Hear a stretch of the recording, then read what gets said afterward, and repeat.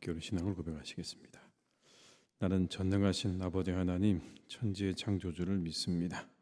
나는 그의 유일하신 아들 우리 주 예수 그리스도를 믿습니다.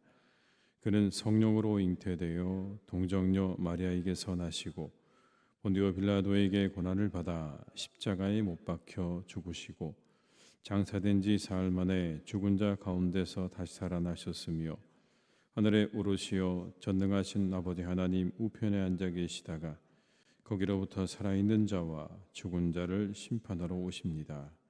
나는 성령을 믿으며 거룩한 공교회와 성도의 교제와 죄를 용서받는 것과 몸의 부활과 영생을 믿습니다.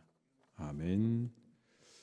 찬송가 221장을 찬양하시겠습니다. 221장입니다.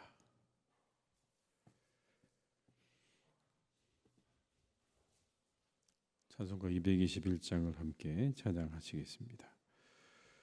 주 믿는 형제들 사랑의 사귐은 천국의 교제 같으니 참 좋은 친교라. 하나님 보좌 다 기도드리니 우리의 믿음 소망이 주 안에 하나라. 피차의 슬픔과 수고를 나누고 늘 동고동락하면서 참 사랑 나누네.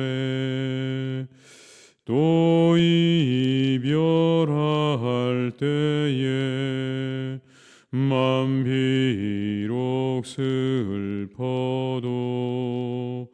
주 안에 교제하면서 또다시 만나리. 다시 한번 하시겠습니다. 주 믿는 형제들 사랑의 사귐은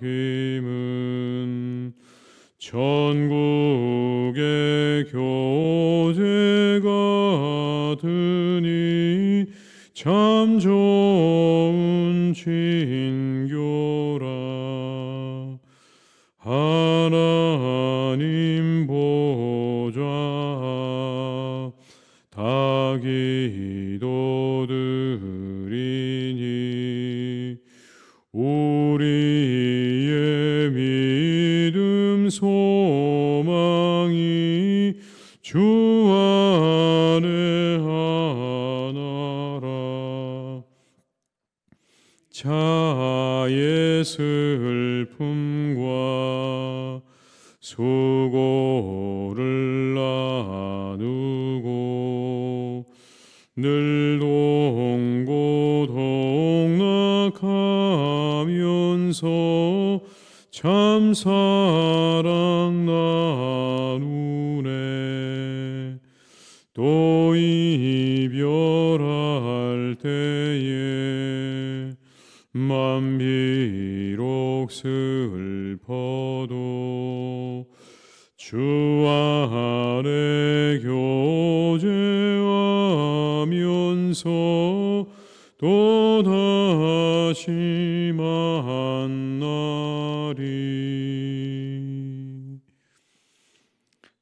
욥기 34장 31절에서 37절의 말씀입니다. 욥기 34장 31절에서 37절의 말씀입니다.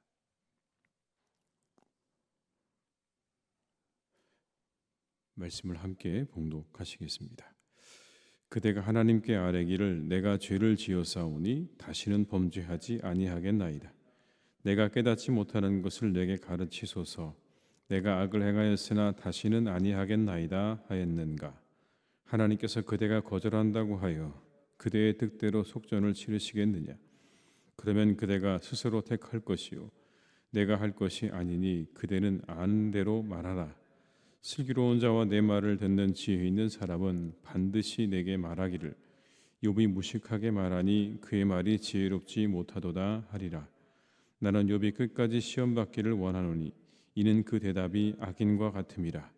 그가 그의 죄에 반역을 더하며 우리와 올려 손뼉을 치며 하나님을 거역하는 말을 많이 하는구나. 아멘. 여러분, 우리들에게는 여러 가지 문제들이 있지만 이런 문제도 있습니다. 우리는 얼마나 정의로울 수 있는가라고 하는 문제입니다. 내가 얼마나 공정할 수 있는가, 정의로울 수 있는가. 그래서 마이클 샌델이라고 하는 미국의 교수가 공정하다는 착각이라는 책을 썼습니다. 책에는 능력주의에 대해 설명을 합니다. 능력주의, 이런 겁니다. 내가 잘나서 성공한 거고 못난 사람들은 경쟁에서 패배해서 힘들게 사는 거 당연하다. 열심히 내가 애쓰고 수고해서 나는 성공한 것이고 그렇지 못한 사람들은 그렇지 않았기 때문에 경쟁에서 밀렸고 그렇게 사는 거 당연하다. 이렇게 생각을 하고 있는데 그 생각이 착각이라는 겁니다. 그게 공정하다고 생각하지만 착각이다. 왜냐하면 이런 이야기를 이런 것이죠. 학생이 둘이 있는데 한 학생은 부모의 어떤 그런 든든한 지원을 받아서 비싼 과외 선생의 도움을 받아가면서 열심히 공부를 합니다. 공부에만 모든 것을 다 전념할 수가 있는 거예요. 근데 또 다른 한 학생은 알바를 하면서 가족을 부양해야 되는 그런 일까지 해야 되는 겁니다. 그렇다면 그 둘에게 똑같은 시험이 주어졌다고 해도 그게 공정한 것인가? 조건이 완전히 다른 거잖아요. 근데 공정하다고 말할 수 있는가? 그냥 기회가 똑같이 한 번씩 주어졌다고 그 모든 것들이 공정한가? 한 걸음 더 나아가서 공부하는 능력도 다르고 신체도 다르고 재능도 태어날 때부터 다른데 우리가 쉽게 공정하다는 말을 할 수가 있는가라는 그런 이야기입니다. 모든 조건이 그렇게 다 다른데 우리가 너무 쉽게 공정하다고 이야기하는 거 아니냐. 그렇게 여러분, 공정하다는 착각의 시작은 뭐냐면 차이를 인정하지 않는 거예요. 분명히 차이가 있는데 그 차이를 인정하지 않으면서 뭐라고 말하냐면 공정하다고 말하는 겁니다. 한 가지 원칙으로 모든 것에 다 들이대는 겁니다. 근데 그거 자체가 공정하지 않은 거죠. 오늘 엘리후라는 사람의 문제가 그런 겁니다. 자신은 공정하다고 생각하는 거예요. 그 욥은 잘못되었다고 생각하는 거예요. 그가 욥의 잘못을 지적하는 내용을 살펴보십시오. 여러분, 31절과 32절의 말씀입니다. 그대가 하나님께 아뢰기를 내가 죄를 지었사오니 다시는 범죄하지 아니하겠나이다. 내가 깨닫지 못하는 것을 내게 가르치소서. 내가 악을 행하였으나 내게는 아니하겠나이다 하였는가. 이게 무슨 말이냐면 이런 겁니다. 당신 한번 당신의 죄에 대해서 하나님 앞에 다시는 내가 범죄하지 않겠습니다. 내가 회개합니다. 그렇게 말한 적 있습니까? 라고 지금 욥을 다그치고 있는 거예요. 당신이 하나님께 제가 잘못했습니다. 제가 회개합니다. 다시는 이런 일을 하지 않겠습니다라고 말한 적이 있느냐? 그게 지금 무슨 얘기입니까? 욥에게 닥친 그 모든 고난이 다 죄 때문에라고 생각하고 있는 거예요. 누구도요? 엘리후도. 당신이 당한 그 모든 고난은 죄 때문입니다. 그런데 당신이 한 번이라도 하나님 앞에 그 죄를 회개한 적이 있습니까? 라고 오늘 말하고 있는 겁니다. 죄가 고난을 가져왔다는 그 논리를 똑같이 욥에게 적용하고 있는 거예요. 이 땅의 모든 고난은 다 죄 때문에 온 것이다라고 하는 그 하나의 논리를 가지고 욥에게 이야기하고 있는 거예요. 33절의 말씀입니다. 하나님께서 그대가 거절한다고 하여 그대의 뜻대로 속전을 치르시겠느냐. 그러면 그대가 스스로 택할 것이요 내가 할 것이 아니니 그대는 아는 대로 말하라. 그리고 이렇게 말합니다. 당신이 죄를 인정하고 회개하기를 거부하고 스스로 의인인 척 그렇게 하고 있는데, 그렇다고 하나님이 당신이 생각하는 대로 움직일 거라고 생각한다면 그거 착각이라는 겁니다. 당신이 스스로 옳다고 주장을 하고 판단을 하고 하나님 앞에 버티지만, 그렇다고 하나님이 당신의 뜻대로 해주지 않을 겁니다 라는 뜻이에요. 그리고는 한층 더 욥을 몰아붙입니다. 35절에 37절의 말씀을 한번 같이 읽어보시겠습니다. 욥이 무식하게 말하니 그의 말이 지혜롭지 못하도다 하리라. 나는 욥이 끝까지 시험 받기를 원하노니 이는 그 사람 대답이 악인 것 같음이라. 그가 그의 죄에 반역을 더하며 우리와 어울려 손뼉을 치며 하나님을 거역하는 말을 많이 하는구나. 여러분, 욥에 대해서 아주 가혹하게 말합니다. 이렇게 말하죠. 너 참 무식하게 말한다. 너 지혜롭지 않다. 그리고 하나님을 거역하는 자라고 말합니다. 당신 하나님을 거역하는 사람이라고. 그러면서 여러분 이렇게 말합니다. 나는 당신이 끝까지 고통받기를 원한다고 말합니다. 여러분 참 가혹하게 말을 하죠. 당신이 끝까지 하나님께 고통받기를 원한다. 여러분 이거는 거의 저주에 가까운 말이죠. 저주에 가까운 말입니다. 그런데 그런 엘리후의 말을 생각해 보면 욥이 친구들과의 논쟁에서 이해할 수 없는 고난 가운데 자기를 그런 고난 가운데 몰아넣으신 하나님에 대해서 원망한 거 맞습니다. 원망한 적이 있죠. 그러나 적어도 욥은 하나님을 부인한 적은 없습니다. 하나님이 계시지 않다거나 아니면 하나님을 거역하는 말을 한 적도 없어요. 다만 자신의 어떤 그런 처지와 이런 상황이 너무 하나님께 고통스러우니까 그걸 호소하는 차원인 거지 하나님을 부인하거나 거역한 적은 없다고요. 욥이 회개하기를 거부한 이유가 뭘까요? 그건 다른 게 아닙니다. 자신에게 잘못이 없다고 생각했기 때문인 거예요. 나는 아무 잘못이 없는데, 내가 회개할 것이 없는데 왜 내가 회개해야 되는가라고 생각하고 있는데, 친구들은 끊임없이 뭐라고 말합니까? 너 잘못한 거야. 회개해야 돼. 자신의 심정을 얘기하고 있는 거예요. 억울하고 답답한 자신의 심정을 얘기하고 있는데 친구들은 정죄하기 바쁜 거예요. 오늘 엘리후도 마찬가지인 거예요. 그런 욥의 진심과 그리고 그의 마음을 헤아려 주는 것 대신 계속해서 논리 하나를 가지고 그를 억압하는 거죠. 너 잘못했으니까 고난받는 거야라고요. 물론 이 엘리후가 한 가지 더 발전된 건 있죠. 그건 뭐냐면 모든 것이 하나님의 주권 아래 있다고 하는 말을 한 겁니다.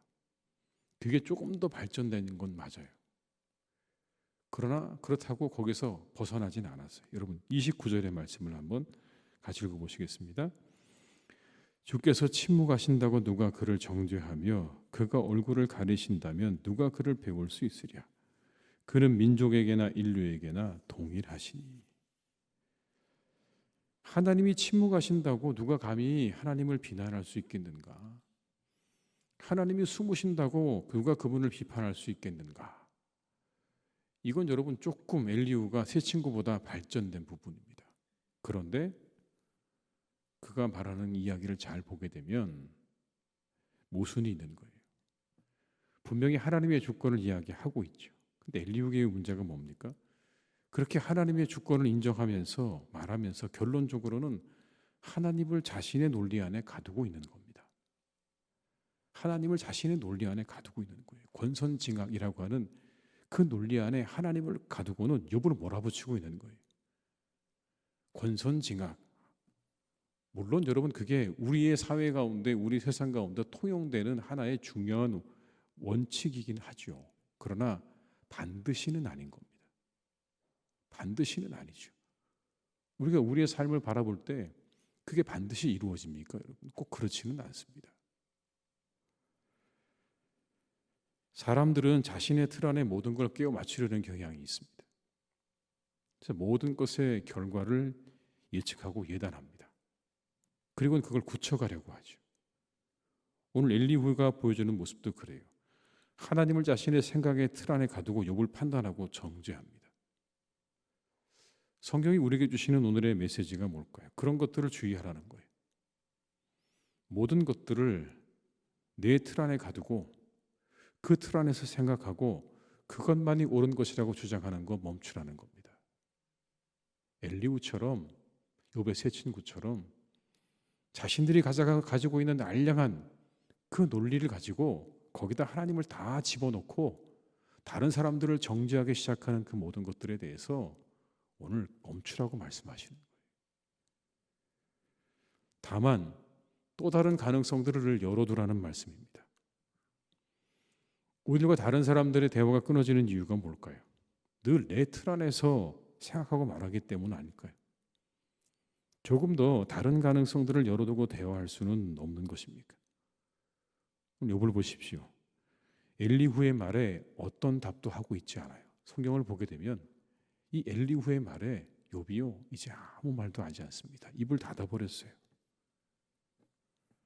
세 친구와 다를 바가 없는 거예요. 뭐가 좀 나을까 하고 얘기를 들어봤는데 하나도 안 다른 거예요. 똑같은 거예요. 그냥 자기 논리만 펴고 있는 거예요. 자기 논리만 펴고 그 논리를 가지고 욥을 똑같이 정죄하고 있는 겁니다. 자신의 고통과 자신의 마음을 진지하게 들여다볼 마음이 없다는 걸 욥이 알았어요. 더 이상 말하고 싶지 않은 거예요.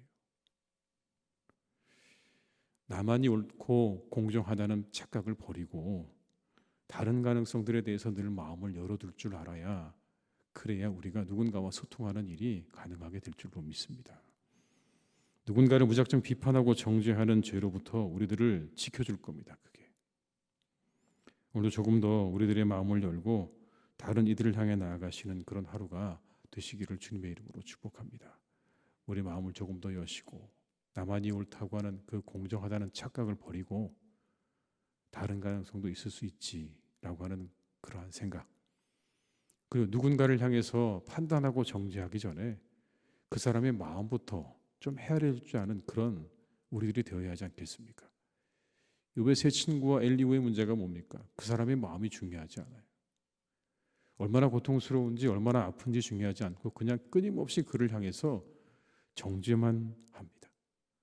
당신의 고난, 죄 때문에 왔으니까 회개하라. 이 말만 계속 반복하는 거예요. 어디에도 얼마나 힘들었는가, 얼마나 고통스러운가, 왜 이런 일을 당했는가라고 단 한마디도 욥을 위로해주는 말이 어디도 나오지 않아요.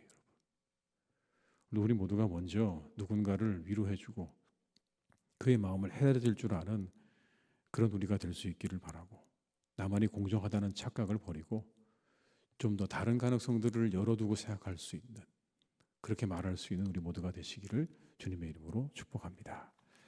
기도하시겠습니다. 아버지 하나님, 우리들은 많은 착각 속에 살아갑니다.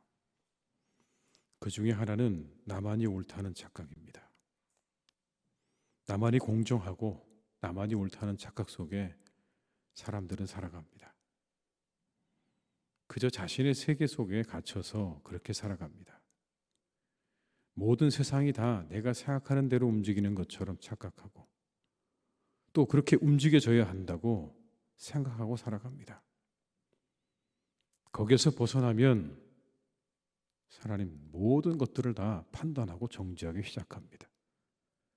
내 생각, 내 판단에서 벗어나면 모든 것들을 판단하고 정죄하고 그리고 말하기 시작합니다. 오늘 엘리후도 그랬습니다. 나는 공정하고 욥은 틀렸다. 그런 마음으로 욥을 대하고 있는 이 엘리후의 모습을 보면서 하나님, 우리는 우리 자신을 돌아보게 됩니다. 혹 우리들도 그런 것은 아닌가라는 것입니다. 아마도 우리들도 마찬가지일 것입니다. 사람의 모습을 오늘 우리에게 이 엘리후를 통해서 보여주고 계십니다. 모든 것들을 다 내 틀 안에 가두려고 하고 맞추려고 하는 우리들의 시도들. 그래서 하나님마저 내 생각의 틀 안에 가두려고 하는 그 모든 시도를 오늘 하나님께서 멈추라고 말씀하십니다. 세상을 다 내 생각과 내 판단에 가두려고 하는, 내 틀 안에 가두려고 하는 그 모든 것들을 멈추라고 말씀하십니다. 또 다른 가능성들에 대해서 마음을 열어두라고 말씀하십니다. 욥에게 벌어진 일은 그들이 생각하는 그런 차원의 일이 아니었습니다. 그렇게 죄 때문에 고난을 당하는 차원의 일이 아니었고 하나님의 의를 드러내기 위한 차원이었는데 그것도 알지 못하면서 함부로 욥을 정죄하는 이 모습이 우리들의 모습입니다. 우리들의 알량한 경험과 지식을 가지고 모든 것들을 판단하려고 하는 우리의 이 모습을 하나님 오늘 다시 새롭게 하셔서 다른 가능성들에 대해서 우리가 마음을 열고 우리의 생각을 열고 살아갈 수 있도록 도와주시고 그 어떤 것도 내 틀 안에 가두려고 하는 그런 모든 시도를 다 버릴 수 있도록 우리를 인도하여 주시옵소서. 우리의 생각과 마음을 이끌어 주시기를 원합니다. 우리 아버지 하나님, 우리가 누군가를 만날 때, 누군가를 대할 때 그들의 마음을 먼저 헤아려 줄 줄 아는 그러한 사람들이 되기를 원합니다. 오늘 엘리후는 아무런 욥을 향한 위로의 말이 없습니다. 어디에도 그런 말이 나오지 않습니다. 오히려 욥을 더 아프게 합니다. 당신이야말로 악한 사람이다. 하나님을 거역하는 사람이다. 당신은 무식하다. 그렇게 말하면서 당신은 끝까지 고통받기 원한다고 욥을 향해 저주를 퍼붓습니다. 어디에도 하나님 욥을 향해서 얼마나 힘들고 어려운가 라고 하는 말 한마디가 없는 것을 보면서 혹 하나님 우리가 사람을 대할 때 우리도 그렇지는 않은지 다시 한번 우리를 돌아보게 하시옵소서. 오직 하나님 우리 주님처럼 누군가의 마음을 헤아리고 그들의 마음을 생각하고 따뜻하게 다가갈 수 있는 우리 모두가 될 수 있기를 간절히 기도하오. 우리의 마음을 하나님께서 선하게 인도하여 주시옵소서. 아버지 하나님 사랑하는 우리의 교회를 주님께서 오늘도 이끌어 주실 줄 믿습니다.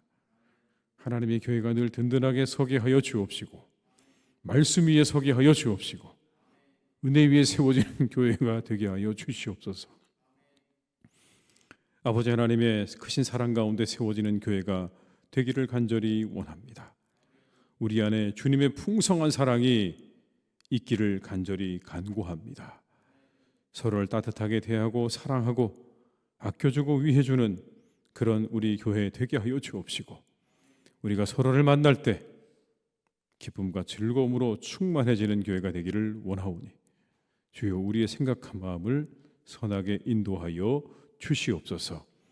성령께서 우리를 인도해 가실 줄 믿습니다. 우리 가운데 성령의 충만함을 더하여 주시옵소서. 우리는 연약합니다. 무지합니다. 부족합니다. 성령께서 우리를 도우셔야 합니다. 성령 하나님 우리를 도우셔서 우리가 진정 하나님이 기뻐하시는 교회를 만들어 가도록 우리 한 사람 한 사람 위에 우리 교회 위에 성령으로 충만하게 역사하여 주시옵소서. 아버지 하나님 이 시간 기도합니다. 이 땅에 수많은 사람들이 살아갑니다. 때때로 아버지 하나님 그들 가운데는 홀로 살아가는 분들이 있습니다. 가족과 떨어져서 또 여러 가지 이유로 홀로 살아가야 하는 그런 분들도 있습니다. 우리의 청년들도 이제 하나님 많은 이들이 홀로 살아갑니다. 그래서 하나님 우리의 많은 이들이 외로움 가운데 살아갈 때가 있습니다.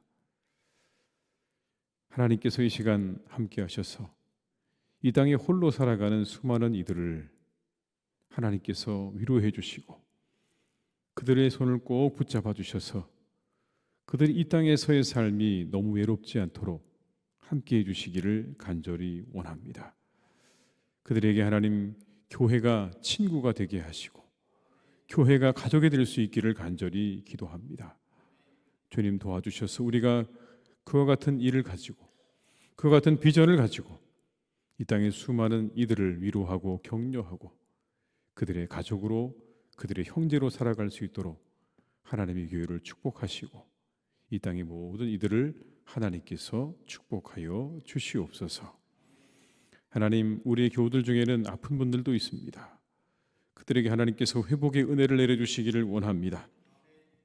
모든 질병은 떠나가게 하여 주옵소서. 치료의 광선을 비추어 주시옵소서. 그들의 환부에, 그들의 병든 부위에 하나님께서 치료의 광선을 비추어 주셔서 깨끗하게 고침받고 나음을 입게 하여 주시옵소서. 그래서 하나님께 영광 올려드릴 수 있기 원합니다. 이 모든 것이 하나님이 하신 일이라고 그렇게 영광 올려드리며 기뻐하고 감사할 수 있도록 우리 모든 하루들에게 오늘도 회복의 은혜를 내려 주시옵소서. 모든 것을 주님께 의탁드립니다. 이 하루의 삶도 우리와 함께 해주시고 우리를 도와주시고 우리를 이끌어 주시기를 간절히 원하옵고 예수님의 이름으로 기도드립니다. 아멘. 각자의 자리에서 계속 기도하시겠습니다.